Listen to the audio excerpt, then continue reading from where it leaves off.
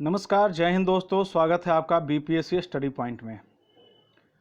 हमारा पॉलिटी का lecture series चल रहा है, जिसके अंतर्गत हमने अभी तक भाग 1 से लेकर के भाग 4 तक देख लिया है। यहाँ तक के कि पिछले जो लेक्चर था हमारा, उसमें हमने मौलिक कर्तव्य के बारे में भाग 4 क में भी देख लिया। तो हमारा भाग 4 पूर्ण रूप से खत्म हो गया है, ठीक है ना। 1 से लेकर के भाग 4 तक के हमने पूरा का पूरा डिटेल एनालिसिस कर दिया है। अगर आप नहीं देखे तो हमारे प्लेलिस्ट में जाइए और वहाँ पर आप देख लीजिए सारा कुछ। ऐसे मैं कमेंट में भी आप लिंक शेयर कर दूंगा। चलिए, आज जो हमारा चैप्टर है वो संघ से संबंधित है। संघ से संबंधित है अर्थात आपको पता है कि हमारे यहाँ भारत में संसदीय शासन व्यवस्था है, और भारत में एक शक्तियों का विभाजन जो है वो 2 स्तर पे किया गया है।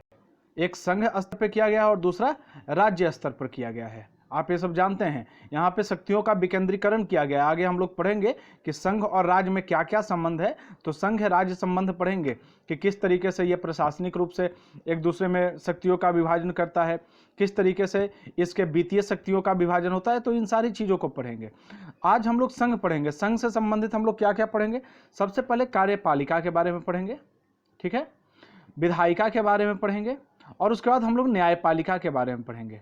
इन सारी चीज़ों के बारे में हम पढ़ेंगे। अब आपके मन में एक सवाल आ रहा होगा कि आखिर ये कार्यपालिका है क्या, न्यायपालिका है क्या, और विधायिका क्या है। अधिकतर लोग इसमें से आप लोग जानते होंगे कि कार्यपालिका किसे कहते हैं, न्यायपालिका किसे कहते हैं, और विधायिका किसे कहते हैं। चलिए आइए एक बार हम देख लेते हैं। तो यहाँ 3 भाग होता है। एक कार्यपालिका होता है, ठीक है, एक विधायिका होता है, और एक न्यायपालिका होता है। अब देखिए, विधायिका का अंग्रेजी लेजिस्लेशन होता है, लेजिस्लेचर। कार्यपालिका को एग्जीक्यूटिव कहते हैं, और न्यायपालिका को जुडिशियरी कहते हैं, ठीक है। देखिए, विधायिका का सबसे बड़ा काम आपको हिंदी में अगर आप देखेंगे तो आप बहुत आसानी से इसे समझने में सफल होंगे। विधायिका का मतलब विधान बनाना। इसका मतलब क्या हुआ? विधान बनाना। विधान का मतलब नियम। देखिए, नाम में ही छिपा हुआ है उसका सारा व्याख्या। तो विधायिका का मतलब विधान बनाना, अर्थात नियम बनाना। कहने का मतलब है कि हमारा देश, हमारा राज्य किस तरीके से, किस नियम पे आधारित है।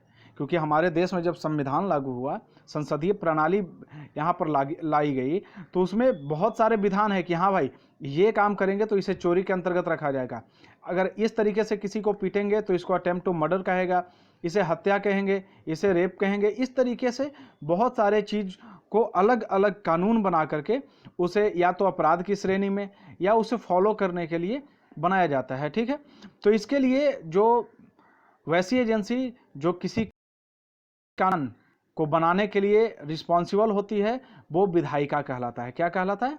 विधायिका। बात आ गई समझ में? तो अब बताइए, आप ये पूछेंगे कि विधायिका कौन होता है। तो जिस तरीके से हम घर में देखते हैं कि हमारे माँ जो है वो बोलती है कि देखो बाबू, कोई बाहर से आएगा तो उसे पैर छू के प्रणाम करना, ठीक है ना। तो ये माँ विधान बनाती है। एक माँ क्या बनाती है? एक विधान बनाती है, एक नियम बनाती है कि ये करना है। उसी तरीके से हमारे देश में विधायिका 2 स्तर पे है। पहला, एक तो संघ स्तर पे विधायिका है जो संघ केंद्र के लिए कानून बनाती है, और एक राज्य स्तर पे विधायिका है जो किसके लिए? राज्य के लिए कानून बनाती है, ठीक है। तो संघ स्तर पे जो विधायिका है उसे क्या कहते हैं? संसद कहते हैं। क्या कहते हैं? संसद। इस संसद का 3 हिस्सा होता है। अक्सर ये सवाल पूछता है, अक्सर एग्जामिनेशन में सवाल पूछा जाता है कि संसद का कौन कौन हिस्सा है। तो संसद का पहला जो हिस्सा है, फर्स्ट हिस्सा, वो राष्ट्रपति होता है, दूसरा राज्यसभा, और तीसरा लोकसभा। ये 3 हिस्सा होता है संसद का। ये केंद्र स्तर पे कानून बनाने का काम किसका है? तो राष्ट्रपति, लोकसभा और राज्यसभा तीनों आपस में मिल करके किसी प्रस्ताव को पारित करते हुए, फिर विधेयक को पारित करते हुए वो फाइनली कानून बनाया जाता है, ठीक है। उसके बाद राज्य में, तो राज्य में कानून पारित करने की जिम्मेवारी किसकी है? तो राज्य में राज्य विधानमंडल के पास है जिम्मेवारी है। किसके पास है? राज्य विधानमंडल। राज्य विधानमंडल 2 प्रकार का होता है। एक विधानसभा, जिस तरीके से हम देखें कि संसद भी 2 प्रकार का होता है, लोकसभा और राज्यसभा, उसी तरीके से एक विधानसभा और एक विधान परिषद। अभी वर्तमान समय में भारत के सिर्फ 7 राज्य में विधान परिषद का गठन किया गया है। बाकी इसके बारे में हम डिटेल चर्चा करेंगे। अभी बस इतना समझ लीजिए कि भारत के 7 राज्य में विधान परिषद है, ठीक है। तो जहाँ जहाँ विधान परिषद है वहाँ विधान परिषद, और जहाँ सिर्फ विधानसभा है वहाँ विधानसभा, और जहाँ दोनों है वहाँ दोनों मिलकर के कानून बनाते हैं, और फाइनली राज्यपाल के साइन होने पर ये कानून बन जाते हैं। तो राज्य विधानमंडल के अंतर्गत क्या हुआ, विधायिका के अंतर्गत राज्यपाल, विधानसभा और अगर विधान परिषद है तो विधान परिषद। आप इतनी चीजों को समझ गए। तो हमारी दो चीजें हो गई, संघ स्तर पे संसद जिसके अंतर्गत राष्ट्रपति, राज्यपाल, ये सॉरी राज्यसभा और लोकसभा आता है, और दूसरा राज्य स्तर, तो राज्य स्तर पे हमारा हो गया राज्य विधानमंडल जिसके अंतर्गत राज्यपाल, विधानसभा जहां और विधान परिषद जहां है। ठीक है, चलिए ये अब नियम बन गया। अब आप मान लीजिए एक एग्जांपल देखिए कि माँ बोल दी कि बेटा अगर कोई भी बाहर से आदमी आते हैं तो उनको आदर करना, ठीक है, पैर छूकर प्रणाम करना, अच्छे से बिहेव करना। अगर मान लिया कि हम नहीं किए अच्छे से बिहेव तो क्या होती है, आप लोग को भी पता होगा क्या मिलती है, डांट मिलती है, या अगर कुछ ज़्यादा क्रिटिकल सिचुएशन हो गया तो पिटाई भी मिलती है या नहीं मिलती है। ठीक है, और ऐसे में एक और चीज होती है कि जैसे माँ बोलकर चली गई कि बेटा आदर करना, कोई बाहरी लोग हैं उनको इज्जत से घर में बुलाना, पैर छू के प्रणाम करना। अब इसमें जो बड़ा भाई होता है या जो बड़ी बहन होती है वो ये देखती है कि हम तो प्रणाम किए, मेरा छोटा भाई किया या नहीं किया, तो वो वहां पर वो कोशिश करता है कि उससे वो काम करवाए, और अगर वो काम ना हुआ तो बाद में माँ को शिकायत लगा दी जाती है कि माँ ये छोटे तो ऐसा नहीं किया। अब उसके बाद माँ क्या करती है, डांटती है या पिटाई करती है। तो इसी तरीके से यहाँ भी होता है, सेम वही प्रोसेस है। आप बहुत ही आसान शब्दों में इसे समझिए। अब ये विधायिका, हमारा जो विधायिका है वो कोई कानून बना दिया, बोल दिया कि बिना लाइसेंस के अगर आप गाड़ी चलाते हैं तो ये जुर्माना है, आपको ऐसा नहीं चलाना है। अब मान लिया जाए कि विधायिका कानून बना दिया, अब कोई इसका पालन कर रहा है या नहीं कर रहा है, बड़े भाई का भूमिका कौन निभाएगा, तो इसके लिए कार्यपालिका होता है। क्या होता है, कार्यपालिका। ध्यान रखिएगा, ये नाम से ही पता चल रहा है, कार्यपालिका मतलब कार्य पालन करवाने वाला। जो नियम विधायिका ने बनाया वो कार्य को पालन करवाने के लिए विधायिका एक कार्यपालिका होता है। अब यहाँ पे दो चीज गौर करने वाली बात है कि कार्यपालिका भी दो तरीके का होता है, एक तो संघ स्तर के कार्यपालिका, एक राज्य स्तर के। और इन सब के अलावा कार्यपालिका का और एक विभेद है, दो तरह का, वो होता है एक अस्थायी कार्यपालिका और एक होता है अस्थायी कार्यपालिका। अस्थायी कार्यपालिका का मतलब वो लोग होते हैं जो एक बार जॉब ले लिए तो बस उनकी पूरी जिंदगी की जिम्मेवारी हो जाती है जब तक वो सर्विस में रहते हैं कि ये काम करवाना है। जैसे जितने भी नौकरी पेशा वाले लोग हो गए, पुलिस, डीएम, एसपी या जो भी सरकारी जॉब वाले हो गए, वो सारे के सारे अस्थाई, क्योंकि एक बार एंट्री होने के बाद जो 60 साल या 58 साल जो भी उनका रिटायरमेंट का एज है उसके बाद ही रिटायर हो पाते हैं। तो ये अस्थाई कार्यपालिका के अंतर्गत आ गया। एक होता है अस्थाई कार्यपालिका, जैसे आप प्रधानमंत्री, मुख्यमंत्री या कोई मंत्री को देखते होंगे, वो क्या होते हैं, अभी चुने गए और जब तक उनका बहुमत रहा लोकसभा या विधानसभा में तब तक सरकार रही, नहीं तो फिर 5 साल के बाद ऐसे भी उनका विघटन हो जाता है और वो कार्यपालिका से, सरकार से खत्म हो जाते हैं। तो जितने भी मंत्री, विधायक, ये सब जो भी लोग हैं वो सारे के सारे अस्थायी कार्यपालिका के अंतर्गत आते हैं। जैसे राष्ट्रपति भी हमारे अस्थायी कार्यपालिका हैं, राज्यपाल भी अस्थायी कार्यपालिका है। तो ये कार्यपालिका की श्रेणी में ये लोग आ गए। कार्यपालिका में कौन कौन आया, राष्ट्रपति आ गए इसके विभाजन में, प्रधानमंत्री आ गए, उपराष्ट्रपति आ गए, मंत्रिपरिषद आ गए, और इसके साथ एक महान्यायवादी भी कार्यपालिका के अंतर्गत ही आते हैं। अभी हम महान्यायवादी क्या है, महाधिवक्ता क्या है, सारी चीज़ों को बहुत डिटेल में देखेंगे। अभी थोड़ा समझ लीजिए। अब आप समझिए, विधायिका नियम बना दिया, कार्यपालिका बोला कि भाई हमारा काम है कि नियम का पालन करवाना। अब मान लिया जाए कि कोई नियम का पालन नहीं कर रहा है, हमारा ये काम है कि इंश्योर करना कि नियम का पालन किया जाए, और अगर कोई नियम का पालन नहीं कर रहा है तो क्या करना है, तो उसके लिए न्यायपालिका बैठा हुआ है। बोला अच्छा, मान लीजिए कोई बंदा आया, बोल दिया गया कि भाई लाइसेंस लेके काम करेंगे। अब वो लाइसेंस के बिना ही चला रहा था, कार्यपालिका का काम था कि भाई उसे बताना कि लाइसेंस लेकर चलना है। अब वो लाइसेंस नहीं लेकर चला तो कार्यपालिका उसको पकड़ लिया। अब इसको सजा देने का काम किसका है, तो न्यायपालिका का। न्यायपालिका बोले अच्छा बड़ा तुम हीरो बन रहे हो, आ जाओ इधर, उसके बाद बताते हैं तुम। अब वहाँ पे न्यायपालिका जो भी विधान बनाया गया उसके अकॉर्डिंग उसको सजा का प्रावधान करेगा। तो ये तीनों म्यूचुअल अंडरस्टैंडिंग के साथ एक दूसरे के साथ काम करते हैं, ठीक है ना। यहाँ पर एक है कि पूरे विश्व में दो तरह के व्यवस्था लागू किया गया है लोकतंत्र का, ये भी ध्यान रखिएगा। पूरे विश्व में दो तरह का लोकतंत्र का व्यवस्था किया गया है। पहले को कहते हैं संसदीय प्रणाली, क्या कहते हैं, संसदीय प्रणाली, और दूसरे को अध्याक्षात्मक प्रणाली। क्या कहते हैं, दूसरे को अध्याक्षात्मक प्रणाली। तो जो संसदीय प्रणाली होता है, यहाँ पर कार्यपालिका विधायिका के प्रति उत्तरदायी होता है, अर्थात कार्यपालिका विधायिका का ही भाग होता है। संसदीय प्रणाली में कार्यपालिका विधायिका का ही भाग होता है। आप सुनते होंगे कि जो हमारे मंत्रिपरिषद होते हैं वो सामूहिक रूप से लोकसभा के प्रति उत्तरदायी होते हैं। तो लोकसभा क्या है? विधायिका का पार्ट है, ठीक है। लेकिन जो अध्याक्षात्मक व्यवस्था होता है, जो प्रेसिडेंशियल रूल होता है, जहाँ पे वहाँ पर ऐसा नहीं होता है। कार्यपालिका स्वतंत्र होता है विधायिका से और उसे अपने कार्यों के लिए विधायिका के प्रति जवाबदेह नहीं होना पड़ता है। तो भारत में या ब्रिटेन में जो व्यवस्था लागू है वो संसदीय प्रणाली व्यवस्था लागू है, ध्यान रखिएगा। और अमेरिका में क्या लागू है? अध्याक्षात्मक प्रणाली व्यवस्था। वहाँ पे अध्याक्षात्मक का मतलब कार्यपालिका जो है वो विधायिका से स्वतंत्र है। आगे अब बाकी आगे आएंगे तो हम लोग और भी विस्तार में चर्चा करेंगे कि किस तरीके से उत्तरदायी होता है, इसका मतलब क्या होता है। तो संसदीय प्रणाली में जो कार्यपालिका है वो विधायिका से अलग नहीं है, बल्कि उस पर विधायिका के प्रति अपने कार्यों को लेकर के जिम्मेवार होता है और जवाबदेही होती है। लेकिन अध्याक्षात्मक में वैसा कुछ नहीं होता है। तो हमने ये सारा कुछ देख लिया। न्यायपालिका में एक और बात बता देते हैं। भारत में जिस तरीके से कार्यपालिका विधायिका में द्विसदनात्मक व्यवस्था है, राज्य के लिए अलग है, केंद्र के लिए अलग है, उसी तरीके से कार्यपालिका राज्य के लिए अलग है, केंद्र के लिए अलग है। लेकिन न्यायिक व्यवस्था जो है वो एक हरि न्यायिक व्यवस्था है। आप ऐसा मत समझिए कि सुप्रीम कोर्ट है, हाई कोर्ट है, तो ये राज्य के लिए हाई कोर्ट है और ये केंद्र के लिए सुप्रीम कोर्ट है, ऐसा नहीं है। बल्कि ये आपस में एक दूसरे के क्रमानुसार है, एक ही सिस्टम, बस उसके के सबऑर्डिनेट या उससे जूनियर लोअर के रूप में ये काम करते हैं। तो ये बात आप ध्यान रखिएगा। हम लोग बाकी विशेष डिस्कस करेंगे न्यायपालिका वाले चैप्टर में।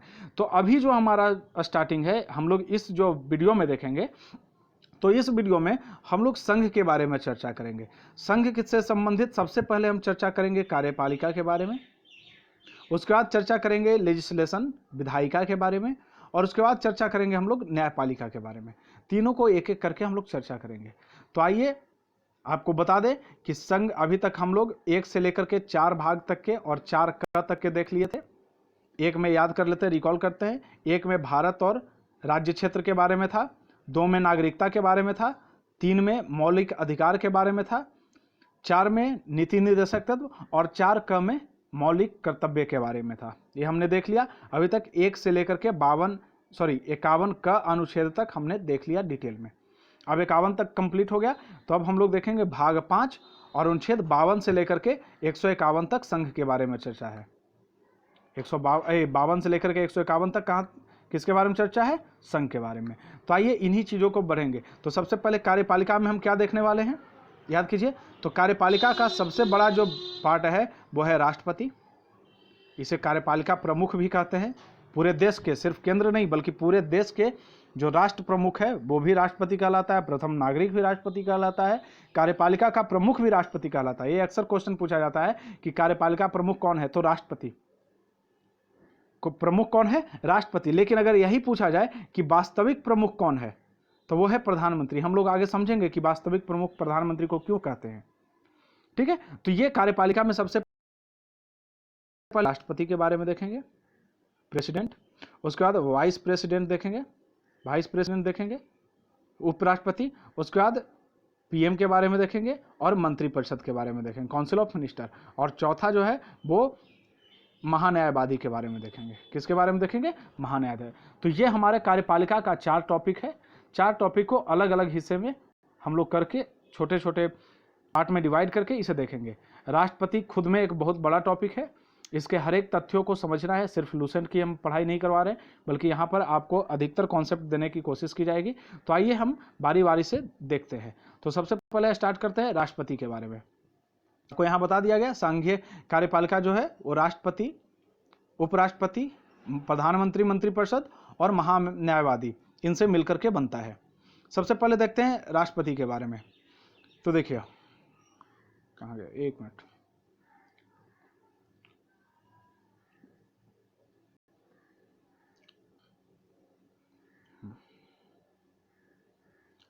देखिए हमने सबसे पहले बताया राष्ट्रपति भारत का प्रथम नागरिक कहलाता है और राष्ट्राध्यक्ष भी यही कहलाता है। प्रथम नागरिक ऑब्लिक है राष्ट्राध्यक्ष। भारत का सर्वोच्च नागरिक अगर किसी को कहा जाता है तो वो राष्ट्रपति को है। राष्ट्राध्यक्ष भी यही कहलाता है। आपको पहले ही बताया कि यह संसद का भाग होता है, अर्थात संसद 3 से मिलकर के बनता है, राष्ट्रपति, लोकसभा और राज्यसभा। अक्सर एग्जाम में पूछा जाता है, तो आप ध्यान रखिएगा संसद का मतलब सिर्फ लोकसभा और राज्यसभा नहीं है। उसके बाद कार्यपालिका की संपूर्ण शक्ति राष्ट्रपति के पास होता है। हमने अभी बताया ना, कार्यपालिका का प्रधान कौन होता है? राष्ट्रपति। लेकिन वास्तविक प्रधान अगर पूछ दिया जाए कि कार्यपालिका का वास्तविक प्रधान कौन होता है, तो वो होते हैं कौन? प्रधानमंत्री। ध्यान रखिएगा। अब देखते हैं इसके बारे में, राष्ट्रपति के बारे में संबंधित अनुच्छेद। आपको एक और चीज़ बता दें, सॉरी हेलीकॉप्टर जा रहा है, इस कारण दिक्कत हो सकती है आपको सुनने में। आपको एक और चीज़ बता दें कि राष्ट्रपति कार्यपालिका का प्रमुख होता है, प्रथम नागरिक होता है, राष्ट्राध्यक्ष होता है। इसके अलावा जितने भी विदेश में काम किए जाते हैं, वैदेशिक कार्य जो होते हैं, वो सारे के सारे राष्ट्रपति के नाम पर किए जाते हैं। भले वो प्रधानमंत्री द्वारा किया, लेकिन सारा का सारा काम किसके नाम पर किया जाता है? राष्ट्रपति के नाम पर किया जाता है। ये बात आप ध्यान रखिएगा। अब आइए हम लोग एक एक करके देखते हैं और समझते हैं कि राष्ट्रपति का चुनाव कैसे होता है। भारतीय संसद में राष्ट्रपति के बारे में चर्चा कहाँ पे है, संविधान में कहाँ पे चर्चा किया गया है, इन सब सारी चीज़ों को, इसका चुनाव का प्रक्रिया क्या है, तो इन सारी चीज़ों को हम अनुच्छेद बाई अनुच्छेद करके देखेंगे और लास्ट में एक बार रिकैप भी करेंगे, रिकॉल भी करेंगे। तो सबसे पहले हम देखते हैं कि अनुच्छेद 52 से हमारा स्टार्ट होता है। कहाँ से स्टार्ट होता है? 52 से। 51 तक तो मूल कर्तव्य था, 51 कम है, अब 52 से स्टार्ट करते हैं। तो स्टार्ट होते के साथ ही बताया गया है अनुच्छेद 52 में कि भारत के लिए एक राष्ट्रपति होगा। भारत के लिए कौन होगा? एक राष्ट्रपति होगा। इसकी चर्चा किसमें की गई है? अनुच्छेद 52 में। ध्यान रखिएगा। अब ये राष्ट्रपति होगा तो ये काम कैसे करेगा? इसके काम करने के लिए व्यवस्था चाहिए ना, वो अपने मन से काम करेगा, खुद करेगा, कैसे करेगा? तो राष्ट्रपति या तो अपना काम स्वयं करेगा, खुद करेगा, या अपने अधीनस्थ अधिकारी, मतलब अपने जो सबऑर्डिनेट ऑफिसर हैं, जो नीचे के अधिकारीगण हैं, उसकी सहायता से ये अपना काम करेगा।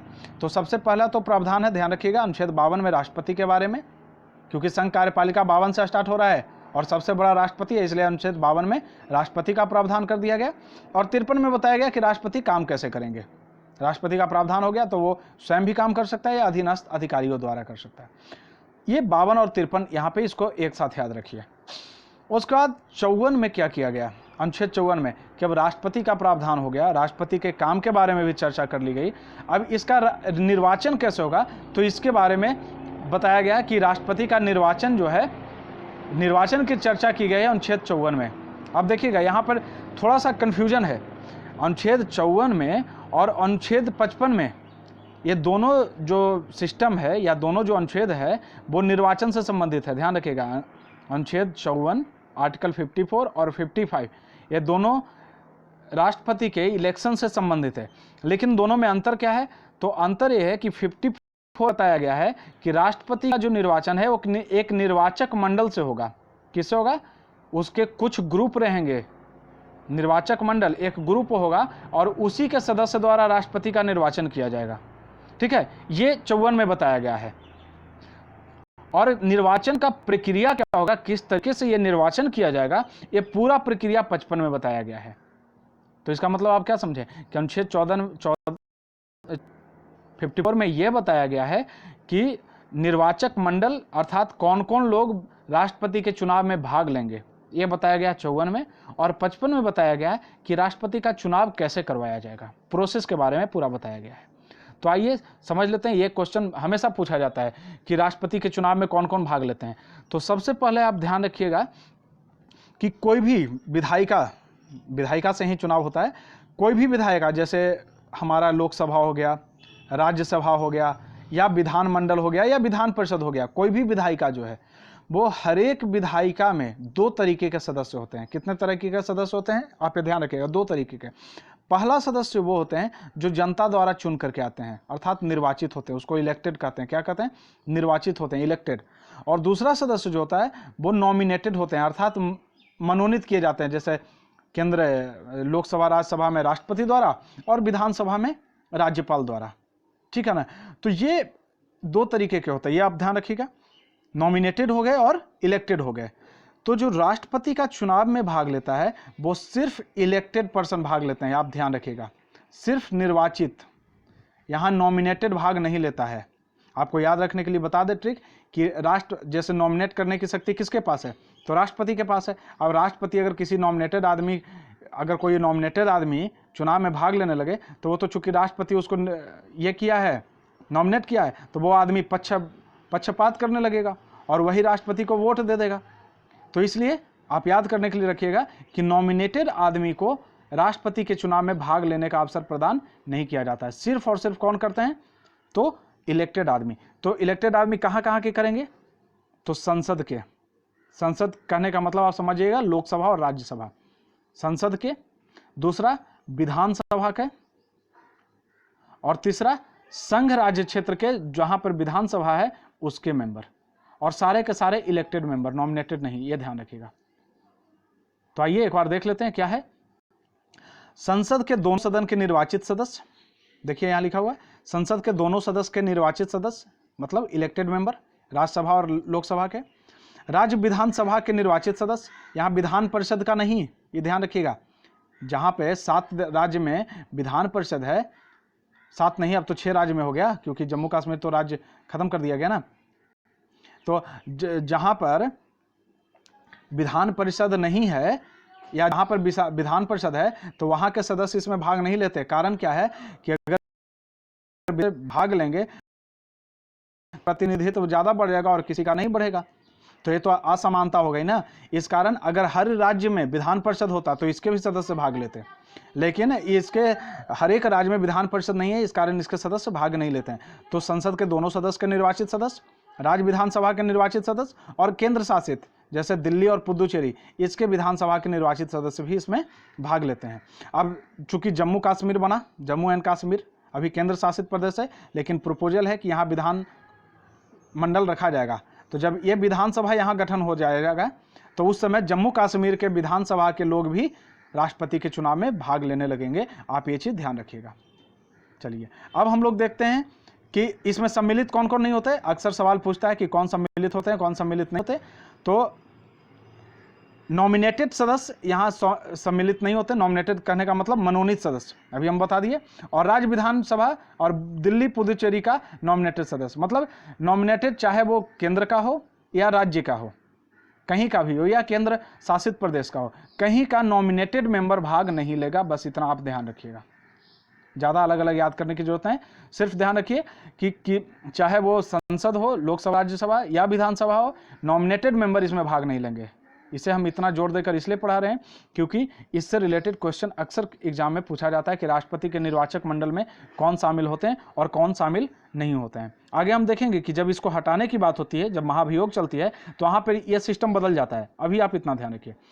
अब देखिए ये एक बहुत अनुच्छेद 55 जिसके तहत राष्ट्रपति के निर्वाचन की बात की गई है कि किस तरीके से, किस प्रक्रिया से होगा। तो यहाँ पे लिखा हुआ है कि समान अनुपातिक प्रतिनिधित्व और एकल संक्रमणीय पद्धति द्वारा अप्रत्यक्ष निर्वाचन और गुप्त मतदान, बस इतना लिखा हुआ है। देखिए मतदान 2 तरीके का होता है, निर्वाचन 2 तरीके का, एक अप्रत्यक्ष निर्वाचन और दूसरा प्रत्यक्ष निर्वाचन। प्रत्यक्ष निर्वाचन का मतलब वो होता है कि जहां पर जनता अपने प्रतिनिधि को डायरेक्ट वोट दे करके चुनती है। जैसे आप देखे होंगे एमपी को डायरेक्ट वोट देते हैं, एमएलए को डायरेक्ट वोट देते हैं, मुखिया को, तो वो हो गया प्रत्यक्ष निर्वाचन। और जैसे राष्ट्रपति का चुनाव हो गया, ठीक है ना, तो ये अप्रत्यक्ष निर्वाचन होता है। यहाँ पे जनता डायरेक्ट वोट नहीं देती, बल्कि जो जनता द्वारा चुने गए प्रतिनिधि हैं, एमपी एमएलए, वो राष्ट्रपति को चुनते हैं। तो इसे अप्रत्यक्ष निर्वाचन कहते हैं। और गुप्त मतदान होता है, मतलब गुप्त तरीके से मतदान होता है। अब यहाँ पर ये दोनों टर्म को समझिए कि अनुपातिक प्रतिनिधित्व क्या होता है और एकल संक्रमणीय पद्धति क्या होता है। ये दोनों बहुत इंपॉर्टेंट टर्म है। आइए देखते हैं इसको। अनुपातिक प्रतिनिधित्व का मतलब है कि जैसे देखिए हमारे यहाँ क्या है, केंद्र है और राज्य है। 2 स्तर पे 2 लोगों द्वारा 2 जो हमारे मेंबर है उसके 2 जगह के मेंबर सम्मिलित होते हैं, केंद्र के और राज्य के। अब क्या होता है कि केंद्र के मेंबर का और राज्य के मेंबर का जो वैल्यू है, वोट का वैल्यू, वो इक्वल होना चाहिए, मतलब समान प्रतिनिधित्व होना चाहिए। केंद्र का और राज्य का वोट वैल्यू सेम होना चाहिए। ऐसा नहीं कि केंद्र का अलग होना चाहिए और राज्य का अलग होना चाहिए, मतलब प्रतिनिधित्व समान होना चाहिए, हर किसी का वैल्यू समान होना चाहिए। ऐसा नहीं कि एक विधायक का वैल्यू अलग रहे, दूसरे का अलग रहे, एक एमपी का वैल्यू अलग रहे, दूसरे एमपी का वैल्यू अलग रहे। ऐसा नहीं, हर किसी को समान अनुपात में यहाँ पे वैल्यू दिया गया, इसी को समान अनुपातिक प्रतिनिधित्व कहते हैं। तो इसके अंतर्गत क्या होता है, किस तरीके से विधायक के वोट का वैल्यू निकाला जाता है और किस तरीके से सांसद सदस्य को सांसद कहते हैं, एमपी मेंबर ऑफ पार्लियामेंट। तो किस तरीके से ये दोनों का वोट का वैल्यू निकाला जाता है। तो देखिए विधायक के वोट का वैल्यू कैसे निकालेंगे, राज्य, जिस राज्य का वो विधायक है तो राज्य का पूरा जनसंख्या बटा जितने विधानसभा में निर्वाचित मेंबर हैं और गुना 1/1000। बस ऐसे मान लो कि बिहार की बात करें, बिहार की जनसंख्या मान लो कि 1 करोड़ है, तो 1 करोड़ यहां पर लिख दिए, 1 करोड़ हो गया, बटा मान लो कि 500 मेंबर है बिहार में, कितने मान लो कि विधानसभा में निर्वाचित कुल मेंबर 500 है, तो 1 करोड़ बटा 500। अब इसको काट लो आप, ठीक है ना। तो ये जितना आया और नीचे में गुना 1/1000। अब इसको 3 जीरो और हटा दो, अब कितना आया, 20 आया। तो एक विधायक के, बिहार के एक विधायक का वोट वैल्यू 20 हो जाएगा। इसी तरीके से सारे राज्य का अलग अलग तरीके से निकाल लिया जाता है, ठीक है। का मत वैल्यू जो है वो ज्यादा होता है, आप ये ध्यान रखिए, ठीक है। तो ये हर किसी का, लेकिन किसी राज्य में एक विधायक का वोट वैल्यू समान होगा, उसमें कोई तरीके का दिक्कत नहीं कि बड़ा जिला है कि छोटा जिला है, उससे कोई दिक्कत नहीं। तो ये विधायक का वोट वैल्यू, तो विधायक में इन्फॉर्मिटी आ गई, समान प्रतिनिधित्व। अब सांसद का कैसे निकलेगा, तो विधायक का, एक विधायक का तो इस तरीके से निकल गया। अब पूरे भारत में जितने विधायक है वो पूरे विधायक के वोट वैल्यू का पूरा जितना वोट का वैल्यू आ गया, और बटा जितना संसद के निर्वाचित सदस्य हैं, जितना संसद के निर्वाचित सदस्य, तो ये एक सांसद का मतमूल निकल जाता है। अर्थात कहने का मतलब कि संसद सदस्य का जितना वोट का वैल्यू होगा वही वैल्यू विधायक के वोट का वैल्यू होगा। मतलब संसद सदस्य का टोटल वैल्यू और विधायक के टोटल वैल्यू समान होंगे। मान लो कि जैसे मान लो आप यहाँ पे ऐसे समझ लो कि विधायक का टोटल वोट वैल्यू जो है 80 लाख आया, पूरे राज्य के विधायक का वोट वैल्यू 80 लाख, तो संसद सदस्य के जितने भी सदस्य हैं ना, उस सारे को कुल मिलाकर के 80 लाख होगा वोट वैल्यू। तो एक का कितना होगा, तो 80 लाख बटा जितना संसद सदस्य हो उतना। तो इस तरीके से विधायक का अलग निकाला जाता है और सांसद का अलग निकाला जाता है। और एक और चीज बता दें कि जो व्यक्ति राष्ट्रपति के चुनाव में खड़ा होता है तो उसे 50% +1 वोट लाना जरूरी होता है। राष्ट्रपति का चुनाव जीतने के लिए 50% +1 वोट, जैसे मान लो कि टोटल 5 लाख वोट पड़ा, तो उसको 2,50,000 एक वोट लाना जरूरी है। अगर जो व्यक्ति इतना नहीं ला पाता है वो राष्ट्रपति नहीं जीत सकता चुनाव। तो ये पूरा प्रोसेस था। आई होप आप समझ गए होंगे, नहीं समझे तो एक बार रिप्ले कीजिए वीडियो को और आप देखिए, समझ में आ जाएगा। तो ये समान प्रतिनिधित्व हुआ जिसके अंतर्गत संसद सदस्य का कुल वोट और विधायक का कुल वोट ये दोनों बराबर, अर्थात केंद्र का पूरा मत का वैल्यू और राज्य के मत का वैल्यू दोनों बराबर हुआ। एकल संक्रमणीय में क्या होता है, देखिए राष्ट्रपति का चुनाव ऐसे नहीं होता है। हम लोग का जनरली विधायक का चुनाव होता है या मुखिया का चुनाव हुआ या सांसद एमपी का चुनाव हुआ, तो क्या होता है, जिसको सबसे ज़्यादा वोट मिल जाता है वो जीत जाता है। लेकिन यहाँ पर ऐसा नहीं है, इसको 50% कुल वोट का +1 इतना चाहिए ही चाहिए। तो इसके लिए क्या होता है, इसके लिए एकल संक्रमणीय पद्धति जो हमने बताया उसको देखिए, उसको आप समझते हैं। इसमें वरीयता, जैसे मान लो कि 3 लोग हैं, राष्ट्रपति चुनाव में 3 लोग खड़े हुए, तो अगर हम वोटिंग दे रहे हैं तो हमें यह देना होगा कि हाँ, ए को हम चाहते हैं कि फर्स्ट नंबर पर राष्ट्रपति बने। बी अगर मान लिया जाए कि ए नहीं बन पाता है तो दूसरे नंबर पर हम बी को चाहते हैं, और सी को अगर सी भी नहीं बन पाए, बी भी नहीं बन पाया तो सी को हम तीसरे नंबर पर चाहते हैं। अब इस तरीके से हम वरीयता देते हैं कि हाँ, हमारे हिसाब से फर्स्ट नंबर पर राष्ट्रपति ये बनना चाहिए, लेकिन अगर वो नहीं बन पाता है तो ये बनना चाहिए दूसरे स्थान पे। तो इस तरीके से सारे लोग, सारे विधायक और सांसद जो है वो नाम के सामने, जिसके सामने, जैसे मान लो कि अभी इस बार राष्ट्रपति कोविंद, तो राष्ट्रपति कोविंद के सामने 1 रख दिया।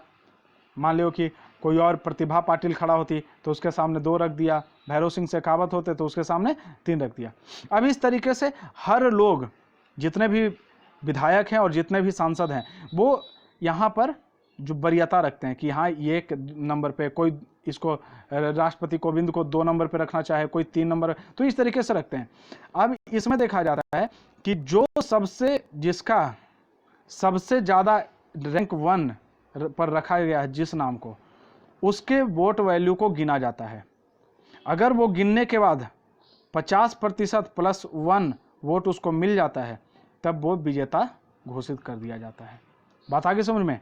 अगर मान लिया जाए कि राष्ट्रपति कोविंद हैं, ये कोविंद हैं, इनको एक रैंक पर 10 लोग चुना, प्रतिभा पाटिल को एक रैंक पर 2 लोग चुना, और कोई और तीसरा आदमी है उसको एक रैंक पर 1 आदमी चुना, तो सबसे ज़्यादा ये चुने गए, तो इनके वोट का वैल्यू निकाला जाता है कि कितने सांसद डाले और कितने विधायक डाले। उसका वैल्यू निकाल के देखा जाता है कि टोटल वोट पड़ा उसमें 50% +1 हुआ क्या। अगर 50% +1 हो गया तो ये जीत गए, और अगर 50% +1 नहीं हुआ, कोटा ये प्राप्त नहीं कर पाए, तो जो सबसे कम जिसको मिलता है रैंक 1, जैसे जो सबसे लास्ट में हम बताए थे कि इसको एक मात्र मिला था, तो जिसको सबसे कम रैंक 1 मिलता है उस व्यक्ति को वहाँ से चुनाव के दौर से ख़त्म कर दिया जाता है, और उसके जो सेकेंड वरीयता वाला वोट है उसको जो है इन लोगों के बाकी बचे हुए लोगों में ट्रांसफ़र कर दिया जाता है। अब फिर काउंट किया जाता है, अगर किसी का 50% +1 हो गया तो ठीक, नहीं तो ये तब तक प्रक्रिया चलते रहती है, फिर वही कम वाले को हटा देगा और उसके जो सेकंड पोजीशन पे जो वोट मिला था उसको बाकी सब में डिवाइड कर देगा। तो यहाँ तो इस तरीके से तब तक चलते रहती है जब तक कि 50% +1 वोट किसी को न मिल जाए। बात आगे समझ में? संसद सदस्य द्वारा 1, 2, 3, 4 वरीयता क्रम में मत की गणना की जाती है। अगर सर्वाधिक मत प्राप्त कर लिया 50% +1 तो उसे निर्वाचित घोषित कर दिया जाता है, और अगर नहीं किया गया तो फिर प्रथम वरीयता के न्यूनतम मत प्राप्त करने वाले उम्मीदवार को का मत जो है रद्द कर दिया जाता है, और द्वितीय वरीयता पर जितना उसको सेकंड में जितना उसका वोट मिला था ना, सेकंड क्रम में, सेकंड में मान लो कि 50 आदमी वोट दिया, तो 50 का जितना वैल्यू हुआ उसको इक्वल डिवाइड कर देता है बाकी सारे चीज़ों में, बाकी सारे जो उम्मीदवार है उसमें डिवाइड कर दिया जाता है, और यह तब तक चलते रहती है जब तक कि निर्धारित मत प्राप्त न कर लिया जाए। बात आगे समझ में? ये पूरा इसका राष्ट्रपति का प्रोसेस हुआ, इसे आप देखिए, पढ़िए, आपको समझ में आ जाएगा। अगर नहीं समझ में आता है तो आप दोबारा हमें कमेंट कर सकते हैं, आप कमेंट करके बताइए, ठीक है ना। ऐसे तो बहुत आसान शब्दों में समझाने का कोशिश किया गया। इसमें एक और चीज़ होता है कि ध्यान रखिएगा, राष्ट्रपति को जब निर्वाचन होता है तो वहाँ पर उनको 15,000 रुपया सिक्योरिटी मनी के रूप में डिपॉजिट किया जाता है, और मिनिमम किसी भी व्यक्ति को 1/6 भाग जो है टोटल वोट का प्राप्त करना होता है, नहीं तो उसका सिक्योरिटी मनी जो है वो जमानत जब्त कर लिया जाता है। तो किसी व्यक्ति को मिनिमम 1/6 भाग जरूर प्राप्त करना होता है, नहीं तो फिर उसका जमानत जब्त कर लिया जाता है, ये ध्यान रखिएगा। और चीज़ देखिए, चुनाव संबंधित जितने भी अगर किसी तरीके का विवाद आ जाता है चुनाव से संबंधित, तो इसका सॉल्यूशन कहाँ होगा? तो आप समझ लीजिए, सुप्रीम कोर्ट में सबसे हाई कोर्ट है, सबसे हायर कोर्ट है, तो ये सुप्रीम कोर्ट में इसका विवाद का क्या होता है, फैसला किया जाता है। एक और चीज़ ध्यान लीजिए, मान लीजिए कि अभी राष्ट्रपति कोई बन गया, अभी प्रेसिडेंट कोई बन गया, और उनके निर्वाचन संबंधी जो है वो मुद्दा चला गया सुप्रीम कोर्ट में, और वो 6 महीना बाद फैसला आता है, तो 6 महीना तक तो ये प्रेसिडेंट बन के काम कर लिए ना, तो ये 6 महीना तक जो काम करेंगे, जो आदेश पारित करेंगे वो वैलिड होगा, ऐसा नहीं कि इनवैलिड हो जाएगा। अगर कल के डेट में सुप्रीम कोर्ट इनको बोलती है कि आपका अवैध निर्वाचन है, आप प्रेसिडेंट नहीं रह सकते, तो उस दौरान जो वो काम किए हैं वो काम इनका सही होगा, वो अवैध नहीं होगा, ये ध्यान रखिएगा, ठीक है। तो ये सारा मुद्दा था निर्वाचन से संबंधित, आई होप आप समझ गए होंगे। अब नेक्स्ट देखते हैं अनुच्छेद 56, 54 और 55 जो है वो निर्वाचन से संबंधित है। अनुच्छेद 52 में बताया गया कि राष्ट्रपति होगा भारत का, और 53 में बताया गया कि वो काम कैसे करेगा, तो अपने अधीनस्थ अधिकारी या स्वयं से करेगा। अब 56 में पदावधि के बारे में बताया गया कि कितना दिन तक राष्ट्रपति रहेगा। निर्वाचन हो गया, काम के बारे में बता दिया, अब ये भी तो बताना होगा ना कि आप कितना दिन तक काम कर सकते हैं। तो पद धारण करने की तिथि से 5 वर्ष तक, चुनाव नहीं, ध्यान रखिएगा, जिस दिन चुनाव होता है वहाँ से नहीं, बल्कि जब वो पद का धारण कर लिया, आज वो अपने पद पे बैठ गए, उस दिन से 5 वर्ष तक के पहला पदावधि का है। दूसरा, अगर कभी दिल करे कि नहीं भाई अब हमसे नहीं हो पाएगा, अब हम त्यागपत्र देना चाहते हैं, तो कभी भी उपराष्ट्रपति को त्यागपत्र दे सकते हैं, ये ध्यान रखिएगा। त्यागपत्र किसको दे सकता है? उपराष्ट्रपति, ध्यान रखिएगा, ये क्वेश्चन पूछता है हमेशा, और उपराष्ट्रपति भी अपना त्यागपत्र राष्ट्रपति को देते हैं, ये भी ध्यान रखिएगा। तो 2 तरीका हो गया, 5 वर्ष पूरा होने पर, दूसरा त्यागपत्र स्वेच्छा से, तीसरा अगर कोई वैसा लगे, संवैधानिक हनन या कुछ ऐसा लगे, तो महाभियोग द्वारा इन्हें हटाया जा सकता है। महाभियोग की प्रक्रिया हम आगे पढ़ेंगे। आर्टिकल 61 में पूरा प्रक्रिया के बारे में बताया गया है। यहाँ पे भी 2 क्वेश्चन आता है कि अगर कोई पूछे कि राष्ट्रपति को किस प्रक्रिया अगर ऐसा क्वेश्चन आ जाए कि राष्ट्रपति को महाभियोग द्वारा हटाया जा सकता है, ठीक है ना, ये कौन से आर्टिकल में दिया गया है, तो ये आर्टिकल 56 में दिया गया है। लेकिन अगर पूछे कि महाभियोग का प्रक्रिया के बारे में वर्णन किस में है, तो वो आर्टिकल 61 में है। यहाँ कंफ्यूज नहीं होना है, ठीक है। अगर कोई पूछे कि महाभियोग भी एक प्रक्रिया है हटाने के लिए पद से, तो ये प्रक्रिया जो है 56 में दिया गया, लेकिन इसका डिटेल एनालिसिस किस में दिया गया है, 61 में। जिस तरीके से 54 में निर्वाचक मंडल बताया गया और 55 में पूरा प्रोसेस बताया गया, उसी तरीके से 61 में पूरा प्रोसेस बताया गया है। बहुत आसान प्रोसेस है, हम लोग देखेंगे अभी। और एक और चीज़ आपको बता दें, मान लिया जाए कि कोई राष्ट्रपति 5 वर्ष पूरा हो गया, लेकिन नया राष्ट्रपति का निर्वाचन नहीं हो पाया किसी कारणवश, तो तब तक बना रहेगा जब तक नया राष्ट्रपति आ न जाए। ऐसा नहीं कि 5 वर्ष पूरा हो गया तो बस छोड़ कर चला जाएगा, ऐसा कुछ नहीं है, ठीक है। चलिए, ये 56 हो गया। एक और चीज़ बताते हैं आपको, आप हमेशा 2 बार से ज़्यादा राष्ट्रपति बन सकते, हाईएस्ट 2 बार। अभी डोनाल्ड ट्रंप भी जोर शोर लगा दिए हैं कि दोबारा हम अमेरिका के राष्ट्रपति बन जाए।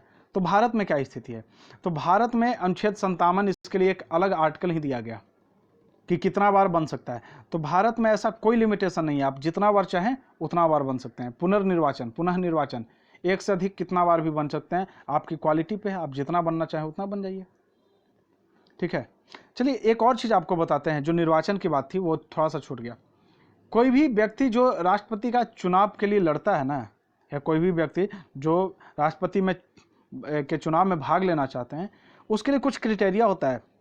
ऐसा नहीं कि हम, अच्छा ये तो आगे आएगा भी, देखते हैं, अगर आगे आया तो ठीक है, नहीं तो आपको बता देंगे। तो ये पुनर्निर्वाचन अमेरिका में सिर्फ 2 बार, और यहाँ 2 से अधिक, जितना बार दिल करे उतना बार।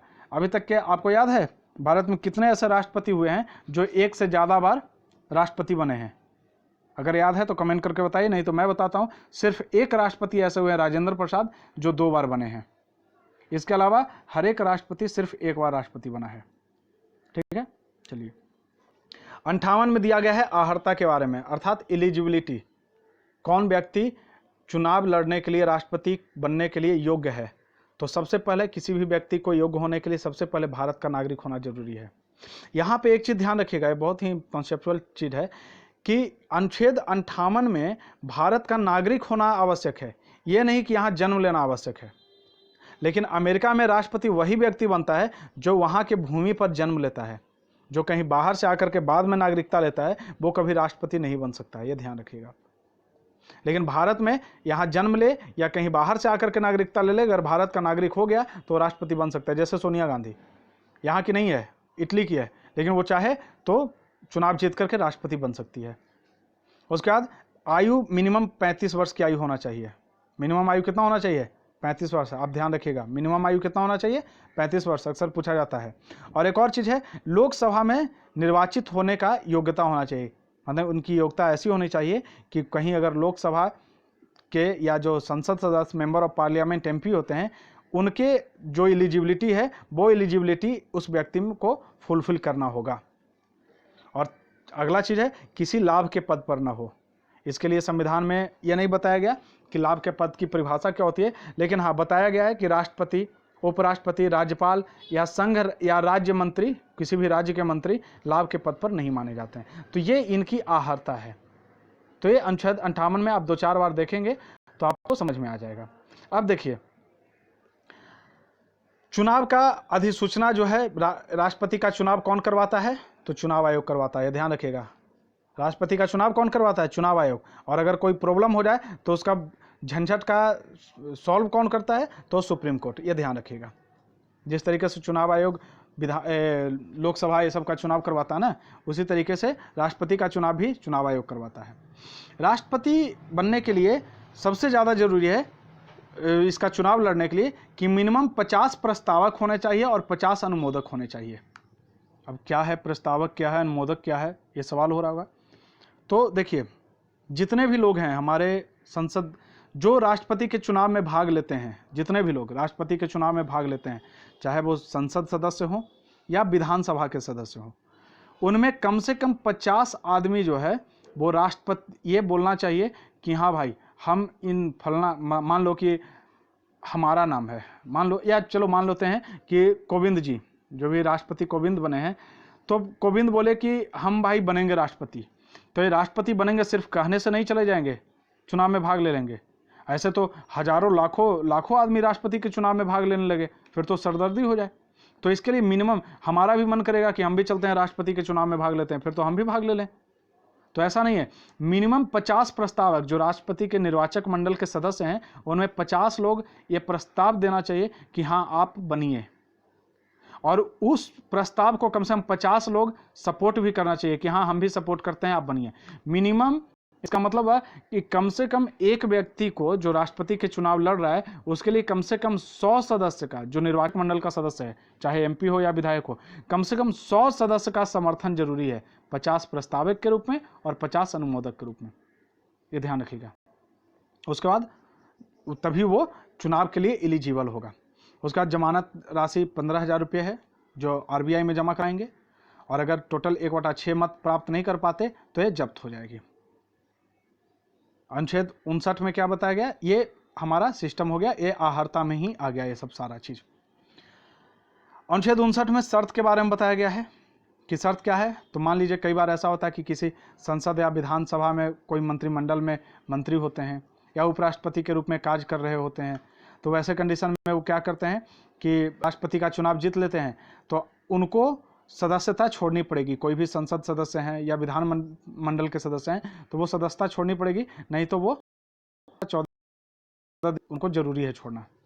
ठीक है, इसके साथ एक और चीज बता, अभी जो राष्ट्रपति कोविंद थे, ये इससे पहले बिहार के राज्यपाल थे, तो राज्यपाल लाभ का पद नहीं माना जाता है।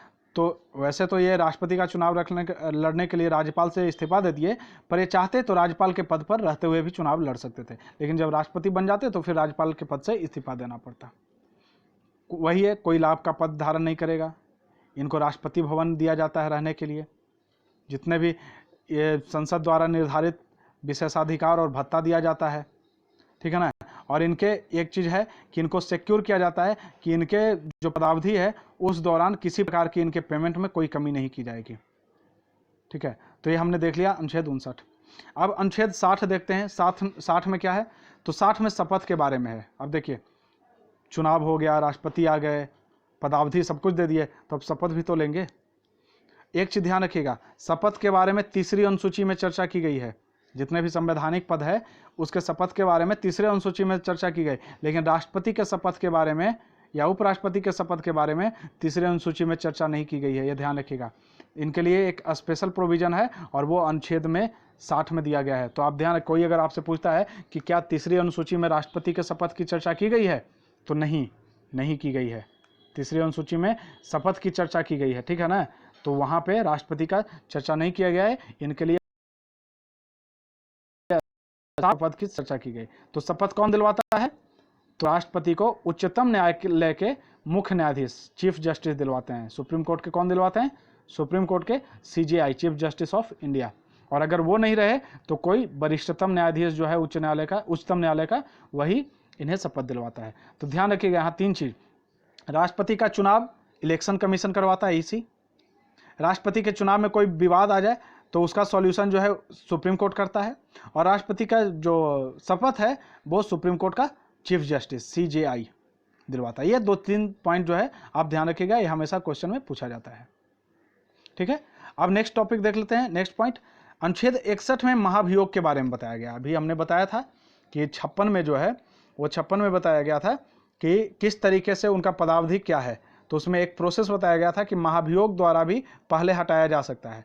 तो महाभियोग क्या है वो पूरा डिटेल इसमें बताया गया है। तो महाभियोग देखिए, यहाँ पर ध्यान रखिएगा कि राष्ट्रपति के चुनाव में सिर्फ और सिर्फ इलेक्टेड मेंबर भाग लेते हैं, चाहे वो राज्य के हो या केंद्र के हो। लेकिन राष्ट्रपति पर जब महाभियोग चलता है तो वहाँ राज्य का कोई मतलब नहीं होता है, किसी राज्य के कोई मेंबर नहीं आते हैं। यहाँ एकदम एक ध्यान रखिएगा कि राष्ट्रपति के महाभियोग या उनके हटाने के लिए उनके निर्वाचन में तो राज्य आता है, राज्य भूमिका निभाता है, लेकिन उन्हें हटाने के लिए राज्य का कोई मतलब नहीं होता है, राज्य का कोई आदमी उनको हटाने के लिए नहीं आता है। तो अब राज्य का नहीं आता है तो कौन कौन रहता है, तो ध्यान रखिएगा, संसद के राज्यसभा और लोकसभा के सारे मेंबर, नॉमिनेटेड भी और इलेक्टेड भी, पूरे निर्वाचन में सिर्फ इलेक्टेड आते थे, ध्यान रखिएगा, लेकिन इनके महाभियोग के लिए नॉमिनेटेड अर्थात मनोनीत और निर्वाचित सारे सदस्य भाग लेते हैं। ये बात एकदम गांठ बांध कर रख लीजिएगा और ध्यान रखिएगा। अब चलिए, ये तो पहला चीज हो गया कौन भाग लेते हैं।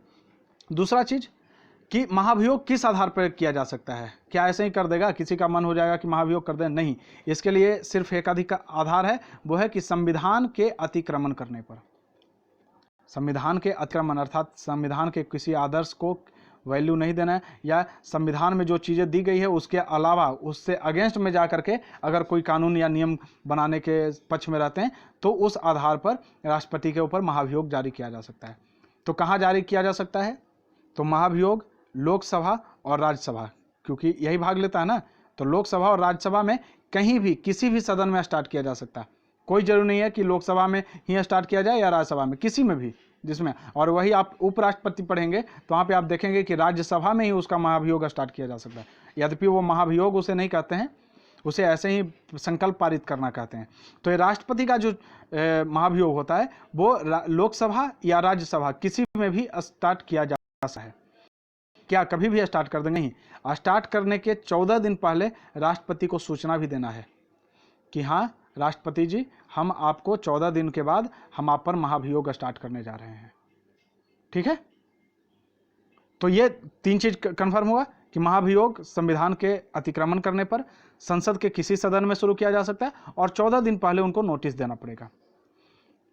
तो क्या कभी भी कोई भी एक आदमी मिलकर के कभी भी चालू कर देगा? नहीं, कम से कम संसद सदस्य के 1/4 सदस्य को कम से कम इसका प्रस्ताव लेकर आना है, तब जाकर के वो उन पर महाभियोग की प्रक्रिया चालू करेंगे। अब मान लो कि 1/4 सदस्य महाभियोग का प्रस्ताव लेकर के आए, अब इस पर मान लो कि लोकसभा में लेकर के आए, तो अब इस पर लोकसभा में चर्चा होगी। और अगर 2/3 भाग से, कितना? 2/3, ध्यान रखिएगा, विशेष बहुमत, ऐसे नहीं कि साधारण बहुमत, 2/3 भाग से लोकसभा में पास हो जाता है या किसी भी सदन में जहां वो प्रस्ताव पहले डाला गया है, तो वो दूसरे सदन में भेजा जाता है। ठीक है, और अगर वहां भी 2/3 से पास हो जाता है, वहां पर राष्ट्रपति चाहे तो अपना मत रख सकते हैं कि हाँ भाई ऐसा नहीं है वैसा नहीं, अपने जस्टिफिकेशन में कुछ भी कर सकते हैं। और अगर दूसरे सदन में भी 2/3 से पास हो जाता है तो महाभियोग की प्रक्रिया समाप्त होती है और राष्ट्रपति को पद छोड़ना पड़ जाता है। तो ये आप ध्यान रखिएगा। ठीक है, यहाँ वो सारी चीज़ों को दिया गया है कि 2/3 बहुमत से संकल्प पारित करके दूसरे सदन में भेजा जाता है, वहाँ अपना पक्ष रखते हैं राष्ट्रपति, या राष्ट्रपति द्वारा नॉमिनेटेड कोई भी व्यक्ति पक्ष रख सकता है, ऐसा कुछ नहीं है। और जब वहाँ भी 2/3 से, दूसरे सदन में भी 2/3 से बहुमत प्रस्ताव पारित कर दिया जाता है, तो महाभियोग की प्रक्रिया पूर्ण कर दी जाती है और उसके बाद राष्ट्रपति को हटना पड़ता है अपने पद से। ध्यान रखिएगा। तो और वो पहले ही बता दिया कि महाभियोग में दोनों सदन के निर्वाचित और मनोनीत, इलेक्टेड मेंबर और नॉमिनेटेड, आपको पता होगा कि राज्यसभा में 12 सदस्य नॉमिनेट किए जाते हैं और लोकसभा में 2 एंग्लो इंडियन नॉमिनेट किए जाते हैं। तो ये 14 लोग भी भाग लेते हैं। लेकिन विधानसभा का कोई भी या दिल्ली पुदुचेरी का कोई भी सदस्य भाग नहीं लेगा इनमें, ये आप ध्यान रखिएगा। चलिए एक और चीज बताते हैं।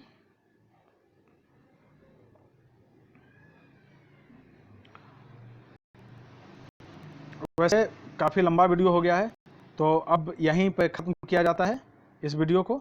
नेक्स्ट वीडियो में हम लोग देख लेंगे, नेक्स्ट लेक्चर में हम लोग देख लेंगे, आगे हम लोग पढ़ेंगे राष्ट्रपति के सारे जो अनुच्छेद है उसको एक बार रिकैप करने का कोशिश करेंगे, सारे का याद कर लेंगे। और हाँ, एक चीज़ और चलो आपको बता ही देते हैं कि मान लो कि राष्ट्रपति, देखिए देश में राष्ट्रपति रहना हमेशा जरूरी है, क्योंकि राष्ट्रपति नहीं रहेगा कोई भी कानून तभी बनता है जब वो लोकसभा में पास हो जाए, राज्यसभा में पास हो जाए और राष्ट्रपति उस पर साइन कर दे। अगर राष्ट्रपति जब तक साइन नहीं करता है तब तक कोई भी जो विधेयक है वो कानून नहीं बन पाता है। इसलिए राष्ट्रपति का होना जरूरी है। किसी कारणवश अगर राष्ट्रपति का पद रिक्त हो जाए, चाहे वो बीमारी के कारण या किसी अन्य कारण पद रिक्त हो जाए, वैसे कंडीशन में उपराष्ट्रपति राष्ट्रपति का कार्य संभालते हैं। और अगर उपराष्ट्रपति भी ना हो तो कौन संभालेगा? तो सुप्रीम कोर्ट के चीफ जस्टिस। और अगर चीफ जस्टिस ना हो तो कौन संभालेगा? तो जो सबसे सीनियर जज हैं वो संभालेंगे। ध्यान रखना, राष्ट्रपति अगर ना हो तो उपराष्ट्रपति, उपराष्ट्रपति भी ना हो तो चीफ जस्टिस सुप्रीम कोर्ट का, अगर चीफ जस्टिस भी चुनाव, तो कोई भी सीनियर मोस्ट जज राष्ट्रपति के रूप में कार्य संभालेंगे। एक और चीज ध्यान रखना कि अगर उपराष्ट्रपति या सीजीआई चीफ जस्टिस या कोई भी जस्टिस अगर राष्ट्रपति के रूप में कार्य संभाल रहा है तो उनको सारा वेतन, सुख सुविधा, सारा काम जो है, सारा चीज जो सुविधाएं हैं उनको राष्ट्रपति के हिसाब से दी जाएगी। मतलब राष्ट्रपति को जो चीजें मिलती थी वही चीजें उनको प्रोवाइड की जाएगी। और एक और चीज ध्यान रखना कि कभी भी जो पदभार संभाला जाता है, कार्यवाहक रूप में जो कभी भी संभाला जाता है वो 6 महीना से ज्यादा नहीं होना चाहिए, क्योंकि 6 महीना के अंदर राष्ट्रपति का चुनाव करवा लेना आवश्यक होता है। इसलिए कोई भी उपराष्ट्रपति या सीजीआई 6 महीना से ज्यादा राष्ट्रपति के पद पर नहीं बना रह सकता है। ये ध्यान रखना आप कि इसे 6 महीना के अंदर चुनाव करवा लेना जरूरी होता है। एक बार अनुच्छेद को एक बार ध्यान से देख लेते हैं। 53 में, 52 में सबसे पहले देखते हैं। 52 में राष्ट्रपति के बारे में बताया गया कि देश का एक राष्ट्रपति होगा। 53 में संघ कार्यपालिका की शक्ति की बात की गई है। 54 में राष्ट्रपति का निर्वाचन दिया गया है। 55 में निर्वाचन की रीति, कैसे निर्वाचन किया जाएगा। 57 में पुनर्निर्वाचन की बात की गई है। 58 में उनका क्या एलिजिबिलिटी है। 60 में शपथ के बारे में। 61 में महाभियोग। और आगे हम लोग अभी पढ़ेंगे 72 में क्षमादान है।